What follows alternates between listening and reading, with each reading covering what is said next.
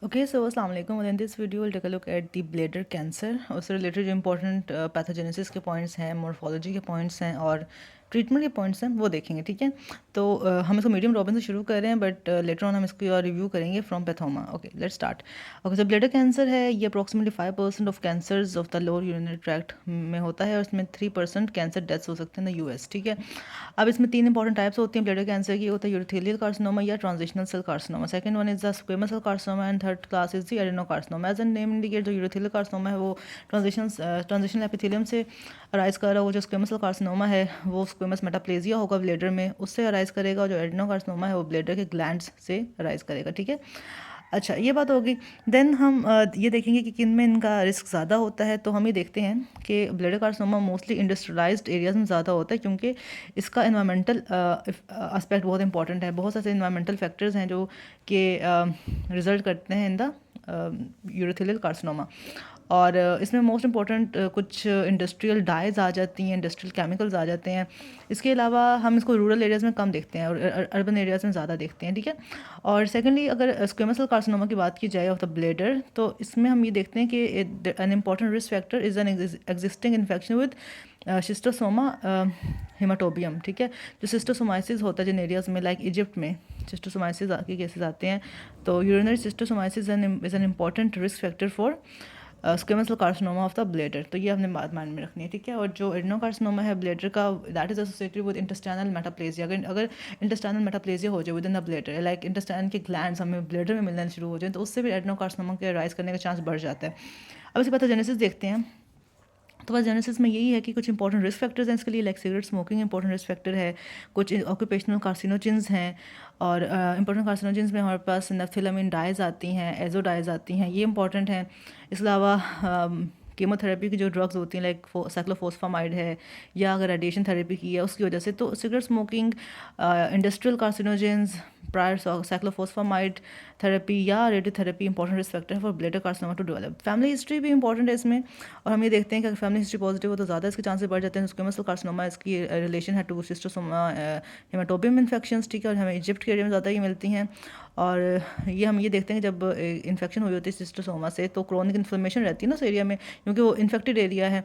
तो वो this chronic inflammation provides a soil for the development of bladder carcinoma, ठीक है। देन हम ये देखते हैं कि जो जेनेटिक डिफेक्ट्स हम इसमें इंकाउंटर कर सकते हैं वो कौन कौन से हैं। तो acquired genetic abnormalities have also been found. उसमें सबसे इंपॉर्टेंट हमारे पास जो एबनॉर्मेलिटीज़ आती हैं वो आती हैं deletions of tumour suppressor jeans on chromosome number 9p and 9q। 9p और 9q पर हमें डिलीशंस मिल जाती हैं ट्यूमर सप्रेसर जीन्स की। तो इसकी वजह से भी फॉर्मेशन होती है सुपरफिशियल पेपिलरी ट्यूमर्स की, ठीक है। तो आप ये देखेंगे जो ब्लैडर कैंसर है ना, ये 2 तरह की मॉर्फोलॉजी हमें शो होगा। एक तो हमें नज़र आएगा फ्लैट ब्लैडर कैंसर, जो कि लो ग्रेड भी हो सकता है और हाई ग्रेड भी हो सकता है, बट होगा फ्लैट ही, ठीक है। देन हमें नज़र आएगा पेपिलरी ब्लैडर कैंसर, ठीक है, जो कि पेपिलरी से आपने ये नहीं देखना कि ये हाई ग्रेड होगा, पेपिलरी लो ग्रेड भी हो सकता है, ठीक है। और फ्लैट हाई ग्रेड भी हो सकता है। तो उससे हम इसको डिफाइन नहीं कर सकते कि फ्लैट है तो नॉन इन्वेसिव भी होगा, ठीक है, ऐसा नहीं होता। एनीवे, तो हमने यहाँ पे बात की कि 9p और 9q क्रोमोसोम पर ट्यूमर सप्रेसर जीन्स की अगर डिलीशन हो जाए तो that leads to the formation of papillary tumours, जो कि ये वाले हैं, ठीक है। ये हमने बात कर ली। और पहले पेपिलरी ट्यूमर बनेंगे, अब ये लो ग्रेड हैं। इसके बाद इनमें होगी पेपिलरी ट्यूमर बनने के बाद इनमें होगी TP53 में म्यूटेशंस, जिसके बाद ये इन्वेसिव डिजीज़ बनाएंगे, जिसके बाद ये इन्वेसिव ट्यूमर बनाएंगे। तो स्टार्ट में क्या हुआ, 9p और 9q पर ट्यूमर सप्रेसर जीन्स की डिलीशन हुई, जिसकी वजह से पेपिलरी ट्यूमर बने। फिर पेपिलरी ट्यूमर्स के अंदर TP53 की म्यूटेशन हो, जिसके बाद वो इन्वेसिव ट्यूमर बने। तो ये बात आपने माइंड रखनी है, इस तरह से पैथोलॉजी है। सेकंड पाथवेज का ये होता है कि पहले तो हमने ये देखा कि दूसरी ट्यूमर सप्रेसर जीन्स में पहले हुई ना म्यूटेशन। कई बार ऐसा होता है कि स्टार्ट ही TP53 म्यूटेशन होते हैं, अर्ली TP53 म्यूटेशन हो जाती हैं, जिसके बाद कार्सिनोमा इन सीटू बनता है। और फिर उस कार्सिनोमा इन सीटू के अंदर लॉस होता है जीन्स का फ्रॉम क्रोमोसोम नंबर 9, और फिर इन्वेजन होती है, ठीक है। तो 2 पाथवेज हमारे पास ये आ गए कि पहले हमने देखा कि tumour suppressor gene chromosome number 9 and chromosome number 9p और 9q पे ट्यूमर सप्रेसर जीन्स की म्यूटेशन हुई, जिसके बाद पेपिलरी ट्यूमर बना। पेपिलरी ट्यूमर के अंदर TP53 की म्यूटेशन और उसके बाद वो इन्वेसिव डिजीज़ बनी। सेकंड पाथवे ये है कि हमारे पास अर्ली TP53 की म्यूटेशन हुई, जिसके बाद कार्सिनोमा इन सीटू बना, ठीक है। और लाइक वो फ्लैट होगा, कार्सिनोमा इन सीटू बना फ्लैट यूरोथेलियम के साथ। उसके बाद क्रोमोसोम नंबर 9 की म्यूटेशन बना, कि उल्टा पाथवे चल रहा है, ठीक है। उसके बाद क्रोमोसोम नंबर 9 में लॉस ऑफ जीन हुआ और उसके बाद इन्वेशन हुई। तो आप दोनों पाथवे लिख सकते हैं, है, दोनों दोनों ही अच्छे हैं। लाइक अगर 9p और 9q पे पहले म्यूटेशन होगा तो पेपिलरी ट्यूमर पहले बनेगा, अगर पहले TP53 की म्यूटेशन होगी तो CIS या कार्सिनोमा इन सिटू जो कि फ्लैट यूरोथेलियम बन रहा है वो पहले बनेगा। बस ये बात हम माइंड में रखनी है, ठीक है।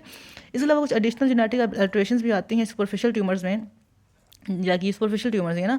सुपरफिशियल ट्यूमर्स में कुछ अदर जो जेनेटिक हमें एब्रेशंस मिल सकती है, उसमें हमें म्यूटेशंस मिलती हैं टीलोमरेज एंजाइम में। इसके अलावा हमें म्यूटेशंस मिलती हैं फाइब्रोब्लास्ट ग्रोथ फैक्टर रिसेप्टर 3 में, FGFR3 में, और कंपोनेंट्स ऑफ रास पाथवे में, कंपोनेंट्स ऑफ PI3 के AKT पाथवेज में, ठीक है। इसके अलावा जो मसल इन्वेसिव ट्यूमर्स होते हैं जो मस्कुलरिस प्रोप्रिया को इन्वेड करते हैं, उसमें हमें म्यूटेशन नजर आती हैं TP53 में भी और RB जीन में भी। तो सुपरफिशियल ट्यूमर्स में कौन सी म्यूटेशन होती हैं?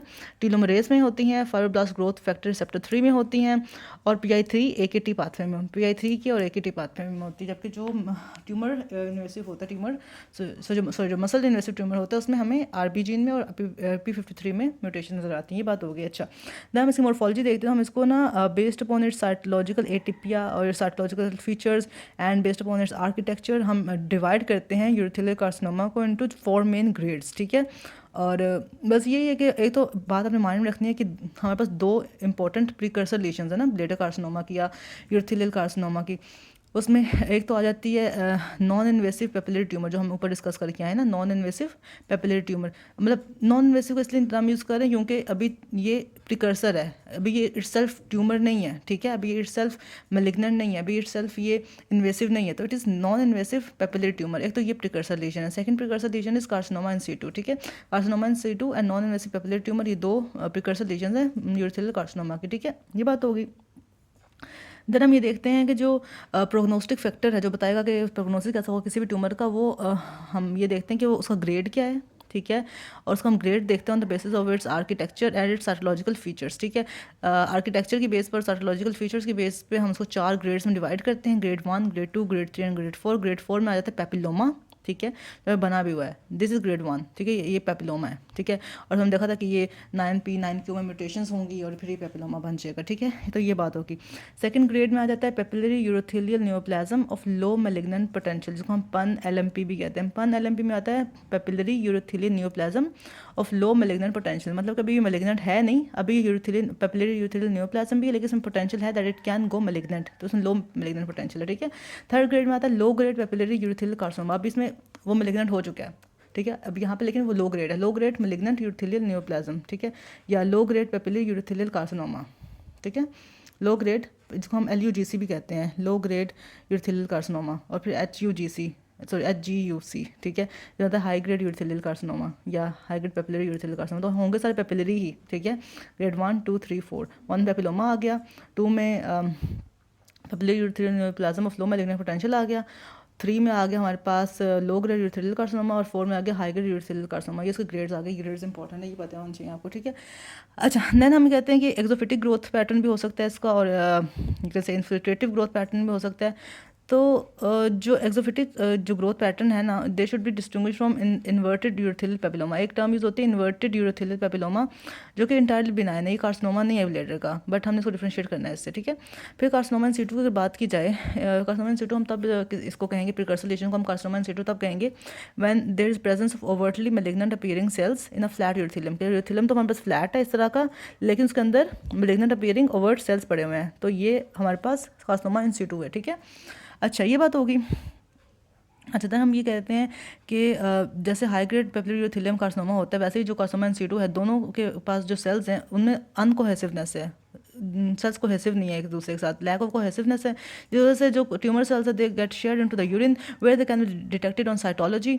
और फिर हम आइडेंटिफाई कर लेते हैं कि अगर किसी को हाई ग्रेड यूरोथेलियल न्यूप्लाज्म है या फिर कार्सिनोमा इन सिटू है, दोनों ही सेल्स शेड कर रहे हैं, विच मीन्स कि अगर हम अर्ली स्टेजेस पर ही साइटोलॉजी कर लें उस यूरिन में प्रेजेंट सेल्स की, तो हमें आइडेंटिफिकेशन हो जाएगी ना कि उसमें तो कोई ऑनगोइंग मैलिग्नेंसी है, ठीक है। बट अगर हम उसको अर्ली स्टेज पर या प्रिकर्सर के स्टेज पर ही डिटेक्ट करें तो हम उसको पेशेंट को से बचा सकते हैं, ठीक है। अच्छा, देन यही है कि जो कार्सिनोमा इन सिटू है ये मल्टीफोकल होता है और समटाइम्स इंटायर ब्लैडर सर्फेस को इन्वॉल्व कर रहा होता है, यूरेथ्रा को भी इन्वॉल्व कर सकता है, यूरेटर्स को भी इन्वॉल्व कर सकता है, रीनल पेल्विस को भी इन्वॉल्व कर सकता है, ठीक है। और 75 to 50% ऑफ केसेस में ये प्रोग्रेस करा के इन्वेसिव कार्सिनोमा भी बना सकता है। देन आगे ये लिखा हुआ कि जो इन्वेसिव यूरोथेलियल कार्सिनोमा होता है it is associated with papillary urothelial cancer, ठीक है। और वो हम पीछे पढ़ के भी आ चुके हैं, papillary high grade, papillary low grade carcinoma. And sometimes जो कार्सिनोमा इन सिटू होता है ना, वो सुपरफिशियली लेमिना प्रोप्रिया को भी इन्वेट कर सकता है और डीपली भी इन्वेट कर सकता है अंडरलाइंग मसल को, ठीक है। और जिसका एक्सटेंट ऑफ इन्वेशन है और स्प्रेड है the time of initial diagnosis के, इनिशियल डायग्नोसिस के टाइम पर उसका इन्वेशन कितनी थी, उसका स्प्रेड कितना था, वो एक इंपॉर्टेंट डायग्नोस्टिक फीचर है, प्रोग्नोस्टिक फीचर है। और जितने भी इन्फिल्ट्रेटिंग यूरिथेलियल कार्सिनोमा होते हैं वो हाई ग्रेड होते हैं, ये बात बताना चाहिए। अगर ये तो हम बात करें यूरिथेलियल कार्सिनोमा की, ये चारों टाइप्स यूरिथेलियल कार्सिनोमा की थी। अगर हम स्क्वेमस सेल कार्सिनोमा की बात करें तो उस पर तो हमें एक्सटेंसिव केराटिनाइजेशन मिलेगी, जिसको हमें केराटिन पर्ल्स भी मिल सकते हैं, ठीक है। और वो हमेशा हमें प्रेजेंट करता है with chronic bladder irritation and infection. Chronic bladder irritation infection like होती है in case of schistosoma haematobium infection, ठीक है। ये बात हमें माइंड रखनी है। और इसके अलावा जो ओल्डर वुमेन में जिनमें क्रोनिक यूरिनरी ट्रैक्ट इन्फेक्शंस रहते हैं उनमें भी हो सकता है, ठीक है। एडनोकार्सिनोमा जो ब्लैडर का है वो हिस्टोलॉजिकल आइडेंटिकल होता है to that of the adenocarcinoma in the GIT. और समटाइम्स ये जो एडनोकार्सिनोमा ये राइज करता है urachal remnants in the dome of bladder, ठीक है, या ये एसोसिएटेड होता है with intestinal metaplasia in the bladder. ये बात पता चल कि हमें बाकी नीचे ये लिखी हुई 4 फॉर्म्स जो हैं यूरिथेलियल कार्सिनोमा की, एक पेपिलोमा है, PUNLMP है, LGUC है और HGUC है। जो पहले 2 फॉर्म्स हैं उनमें हम ये देखते हैं कि कोएग्जिस्टेंट इन्वेजन नहीं हो रही, ठीक है, उसका प्रोग्नोसिस भी अच्छा है। जो सेकंड 2 फॉर्म्स उसमें कोएग्जिस्टेंट इन्वेजन भी हो रही है, लाइक लो ग्रेड में लेस देन 10% इन्वेजन है, हाई ग्रेड में मोर देन 80% इन्वेजन है, तो डेफिनेटली भी वो ज़्यादा डेंजरस हो जाता है। एनीवे जो क्लिनिकल फीचर इससे रिलेटेड इंपॉर्टेंट है वो भी देख लेते हैं। तो उसमें ये लिखा हुआ है कि painless haematuria is an important clinical factor. अगर जैसे आपको पेनलेस हिमेचूरिया का वर्ड आए और कोई पेन ना हो, ना ही लॉइन में पेन हो, ना ही एसोसिएटेड कोई और सिम्टम बताएं, जस्ट पेनलेस हिमेचूरिया का नाम हो, that is always related to bladder carcinoma, ठीक है। और जो यूरिथेलियल कार्सिनोमा के पेशेंट होते हैं इवन आफ्टर एक्सीजन रिकरेंस के चांसेस बहुत ज़्यादा होते हैं, ठीक है। और जो रिस्क फैक्टर है इसका रिकरेंस का वो फिर बढ़ जाता है related to the tumour size. अगर वो बड़ा हो, स्टेज बड़ा हो, ग्रेड बड़ा हो, मल्टीफोकैलिटी हो, माइटोटिक इंडेक्स ज़्यादा हो, या डिस्प्लेजिया हो, या कार्सिनोमा इन सिटू हो इन द सराउंडिंग म्यूकोसा, तो related to the stage, grade, size, multifocality, mitotic index and dysplasia, ठीक है, ये डिफाइन करता है कि कितना ज़्यादा रिकरेंस के चांसेस हैं उस ट्यूमर की, ठीक है। अच्छा, बाकी बस यही है कि समटाइम्स जो हमारा ट्यूमर होता है वो शेड होता है अपने ओरिजिनल साइट्स और इम्प्लांट होता है into the other areas in the bladder, और इस तरह से वो सीडिंग कर सकता है अपने ही टिश्यू की ना। और बस सब पे आगे लिखा हुआ है कि जो हाई ग्रेड पेपिलरी यूरिथेलियल कार्सिनोमा है फ्रीक्वेंटली एसोसिएटेड होता है कंकरेंट या सब्सीक्वेंट इन्वेसिव यूरिथेलियल कार्सिनोमा, मतलब कि वो या तो अपने होते हुए इस इन्वेसिव कार्सिनोमा को राइज करता है दूसरे एरियाज में, या फिर मतलब उसको हम रिजेक्ट भी कर दें तब भी उसके चांसेस होते हैं कि सब्सीक्वेंट इन्वेजन होगी। अच्छा, बस ये इंपॉर्टेंट है। बाकी जो ट्रीटमेंट इसका वो यही है कि अगर तो पहले हम ये डिफाइन करेंगे कि उसका लो ग्रेड है या हाई ग्रेड है, या स्टेज कौन सी है उसकी, ठीक है, या वेदर ट्यूमर इज़ फ्लैट और पेपिलरी, पहले तो हम ये बता देंगे। देन अगर हमने ये देखा कि जो ट्यूमर है वो जो ट्यूमर है वो स्मॉल है, लोकलाइज पेपिलरी ट्यूमर है, तो उसमें मतलब और हाई ग्रेड नहीं है, उसमें तो जस्ट हम ट्यूमर की ट्रांसयूरेथरल रिजेक्शन कर देते हैं कि लो ग्रेड था, पेपिलरी था, स्मॉल था, तो ट्रांसयूरेथरल रिजेक्शन कर देते, ठीक है, वो हेल्प करते कि उससे बस ठीक हो जाएगा। लेकिन जो वो पेशेंट जिनमें जो हाई रिस्क हैं फॉर रिकरेंस या प्रोग्रेशन ऑफ डिजीज़ और जिनमें लाइक हाई ग्रेड ट्यूमर है उसमें हम क्या करते हैं, एक तो हम टॉपिकल इम्यूनोथेरेपी देते हैं, ठीक है, जो कि अगेन हम ट्रांसवेजिकल इंस्टिलेशन करते हैं किसी attenuated strain of tuberculosis bacillus की, ठीक है, attenuated strain like BCG vaccine देते हैं सिंपली उनको ट्रांसयूरेथरल रूट से ना, ट्रांसवेजिकल रूट से, ट्रांसयूरेथरल रूट से हम उनको BCG वैक्सीनेशन देते हैं, ठीक है। और जिसको हम कहते हैं बैसिलस कालमेट ग्यूरेन वैक्सीन, जो कि एटेन्यूएटेड स्ट्रेन है ट्यूबरकुलोसिस बैसिलस का, ठीक है, क्या नाम है इसका, बैसिलस कालमेट गुरेन, ठीक है। अच्छा, इसके बाद फिर इसके अलावा हम ट्रांसवेजिकल कीमोथेरेपी भी दे सकते हैं, ये तो ट्रांसवेजिकल इम्यूनोथेरेपी ना, इसके अलावा हम ट्रांसवेजिकल कीमोथेरेपी भी देते हैं। और BCG क्या काम करता है, BCG दरअसल एलिसिट करता है ग्रेनुलोमेटस रिएक्शन, जो फिर एक anti tumour immune response elicit करता है, ठीक है। तो ग्रेनुलोमेटस रिएक्शन के बाद एक anti tumour immune response elicit होता है, और पेशेंट्स को भी हम क्लोजली मॉनिटर करते हैं after this therapy by cystoscopy, और यूरिन साइटोलॉजिकल स्टडीज़ करते हैं, ठीक है। और फिर हम ये कहते हैं कि समटाइम्स ये दोनों ही मेथड्स लाइक इम्यूनोथेरेपी कीमोथेरेपी काम नहीं आती और हमें रेडिकल सिस्टेक्टमी करनी पड़ सकती है, लाइक हम ब्लैडर को भी रिमूव कर देते हैं, साथ में एसोसिएटेड लिम्फ नोड्स को भी रिमूव कर देते हैं। उसमें वो हम कब करते हैं, वो हम एक तो हम तब करते हैं जब ट्यूमर इन्वेड कर जाए मस्कुलरिस प्रोप्रिया को, मतलब मस्कुलर ब्लैडर को इन्वेड कर जाए ट्यूमर, ठीक है। जब मस्कुलरिस प्रोप्रिया को इन्वेड करेगा तब उसमें ये इम्यूनोथेरेपी कीमोथेरेपी काम नहीं करेगी, ठीक है। सेकेंडली हम तब करते हैं जब कार्सिनोमा इन सिटू या हाई ग्रेड पेपिलरी ट्यूमर जो है वो रिफ्रैक्टरी है टू BCG, ठीक है, तब हमें करना पड़ता है ये। इसके अलावा अगर कार्सिनोमा इन सिटू एक्सटेंड करें टू द प्रोस्टेटिक यूरेथ्रा, ठीक है, and down to the prostatic ducts where BCG can not come in contact to the nucleus, या तो वो बीसीजी से रिफ्रैक्टरी है या फिर बीसीजी वहाँ तक पहुँच नहीं सकती, लाइक प्रोस्टेटिक यूरेथ्रा में है या प्रोस्टेटिक डक्ट्स में चला गया, तब हम क्या करते हैं कि उसकी वही है कि रेडिकल सिस्टेक्टमी कर देते हैं, ठीक है। बाद में कीमोथेरेपी देते हैं टू पलिएट द सिम्टम्स, लेकिन वो क्यूरेटिव नहीं होती, तो हमें वो करनी पड़ती है, रेडिकल सिस्टेक्टमी करनी पड़ती है। तो यही इंपॉर्टेंट बातें हैं अबाउट ब्लैडर कार्सिनोमा। और सर जो एसोसिएटेड पैथोमा में चीज़ें लिखी हुई हैं वो भी मैं बता देती हूँ कि ये एक मैलिग्नेंट ट्यूमर राइज कर from the urothelial lining of the renal pelvis से भी कर सकता है, यूरेटर से भी कर सकता है, ब्लेडर से भी कर सकता है और यूरेथ्रा से भी कर सकता है। यहाँ पे हम ब्लेडर की बात कर रहे हैं, ठीक है। मोस्ट कॉमन ट्यूमर जो है वो ब्लेडर में राइज करता है, ठीक है। और रिस्क फैक्टर सिगरेट स्मोकिंग है, और नेफ्थिलामीन का एक्सपोजर है, एजोडाइज का एक्सपोजर है, साइक्लोफॉसफामाइड थेरेपी या फिनासेटिन थेरेपी, ये इंपॉर्टेंट है इसके लिए। रिस्क फैक्टर्स और अडल्ट्स में होता है, पेनस इमेच्योरिटी की कंप्लेंट होती है। दो डिस्टिंक्ट पाथवेज हैं, एक फ्लैट ट्यूमर के लिए पाथवे, एक पेपिलर ट्यूमर के लिए पाथवे। फ्लैट ट्यूमर में यही होता है, या as a high grade flat tumour ये राइज करता है और इसमें अर्ली p53 म्यूटेशंस होती हैं और बाद में ये इन्वेट कर जाता है। जो पेपिलर ट्यूमर है उसमें ये डेवलप करता है as a low grade papillary tumour और प्रोग्रेस करता है to a high grade papillary tumour और देन इन्वेट करता है, उसमें लेट p53 म्यूटेशंस होते हैं, मुझे पता होना चाहिए, ठीक है। और tumours are also often multifocal and recur. जो स्क्वेमस कार्सिनोमा है उसमें यही है कि ये इसमें बैकग्राउंड में हमें स्क्वेमस मेटाप्लेजिया मिलता है और हमें क्रोनिक इरिटेशन एंड इन्फेक्शन होती है, लाइक शिस्टोसोमा हेमाटोबियम की इन्फेक्शन होगी, क्रोनिक सिस्टाइटिस है, या फिर लॉन्ग स्टैंडिंग नेफ्रोलिथाइसिस है। तो लॉन्ग स्टैंडिंग अगर उसमें किडनी स्टोन है तो उसमें भी हो सकता है, ठीक है। एडनोकार्सिनोमा में यही है कि मैलिग्नेंट प्रोलिफरेशन है ग्लैंड्स ऑफ द ब्लेडर की, ठीक है। और यूरेकल, इसका ये इंपॉर्टेंट है कि ये एसोसिएटेड है with urachal remnant at the dome of the bladder, cystitis glandularis या एक्सिस्ट्रोफी। तो इसमें एक तो ये कि अगर स्क्वेमस अगर तो इंटेस्टाइनल मेटाप्लेजिया हो गया ब्लेडर में, ठीक है, या फिर यूरेकल रेमनेंट है ब्लेडर में at the dome of the bladder, cystitis glandularis है कि मतलब इन्फ्लेमेशन है ग्लैंड्स की, या एक्सिस्ट्रोफी ये होता है कि इंटीरियर एब्डोमिनल वॉल या इंटीरियर ब्लेडर वॉल एब्सेंट हो जिन बच्चों में, उनमें भी एडेनोकार्सिनोमा हो सकता है। यूरेकल रेमनेंट में भी एडेनोकार्सिनोमा होगा, सिस्टाइटिस ग्लैंडुलरिस में भी एडेनोकार्सिनोमा होगा। तो स्क्वेमस कार्सिनोमा में डिफरेंट रिस्क फैक्टर्स थे, ठीक है। सो बस that is all about it. So या अल्लाह हाफिज़, टेक केयर ऑफ़ योरसेल्फ।